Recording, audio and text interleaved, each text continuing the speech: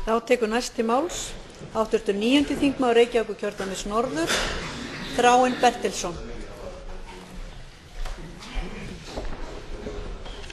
Virðulegi forseti, það ríkir gleði í mörgum annars döprum hjörtum í dag út af úrskurði Hæstaréttar að kosning til stjórnlagaþings skuli vera ógild. Ég vona að það sé sönn innri gleði yfir framgangi lýðræðisins en ekki þórðargleði yfir því að þjóðin sjálf fái ekki að ráða sínum eigin málum, að þjóðin sjálf fái ekki að ákvarða hluti eins og eignarrétt á auðlindum og öðru slíku.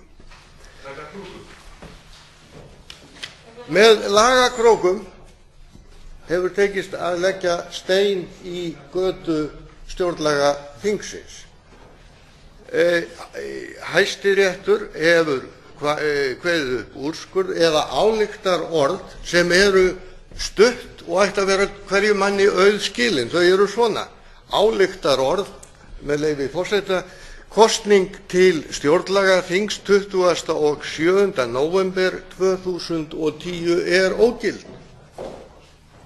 Svo mörg voru þau orð. Hæstiréttur hefur úrskurðað þessa kosningu ógilda. Hugsjónin stjórnlagaþing er í fullu gildi. Hæstiréttur hefur ekkert með þá hugsjón að gera. Ákvörðun Alþingis að efna til stjórnlagaþings er í fullu gildi. Hæstiréttur hefur ekkert með þá ákvörðun að gera.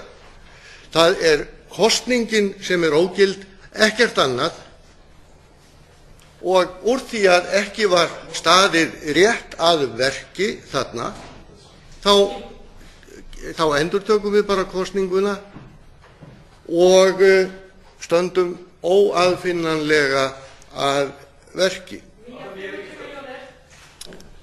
Lýðræðið kostar peninga. Það væri miklu auðveldara að hafa hér einræðisherra eða einn flokk sem öllu réði. Lýðræðið er tímafrekt og veldur deilum.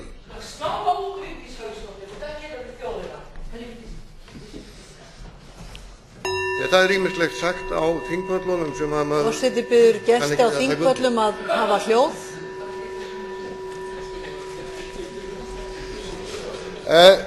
Sem sagt, lýðræðið kostar peninga. Það er hægt að sjá eftir þeim peningum sem fara í stjórnlagaþing og það er hægt að sjá eftir þeim peningum sem fara í stjórnlagaþingskosningar. Það er líka hægt að sjá eftir þeim peningum sem fara í alþingiskosningar. Það er líka hægt að sjá eftir þeim peningum sem eru ekki litlir sem fara í að reka Alþingi Íslendinga.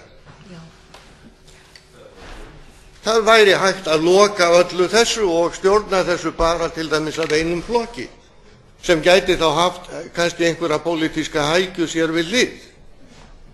En þjóðin á heimtingu á betra stjórnarfari, hún á heimtingu á því að hennar vilji sé virtur.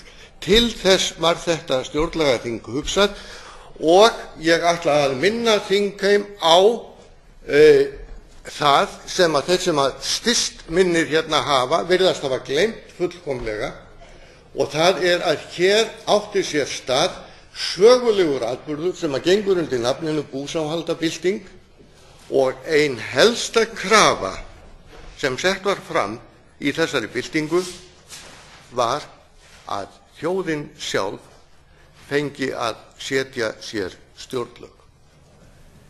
Ég bið fólk að hafa þetta í huga. Þeir sem að gleðjast í litlu í hjarta sínu í dag yfir þessum steini sem að lagður hefur verið í götu lýðræðis á Íslandi, að þeim steini verður velt úr vegi af öflum sem að eru miklu voldugri heldur en allir stjórnmálaflokkar landsins til samans. Við munum halda stjórnlagaþing og hafi einhverjir hérna áhyggjur af því að ekki verði lögð fram ný lög stjórnlagaþing, þeir geta sofnað rólegir strax í kvöld í þeirri öruggu vissu að slík lög verða lögð fram og þjóðin verður spurð álits og látin hafa síðasta orðið framtíð sína og örlög.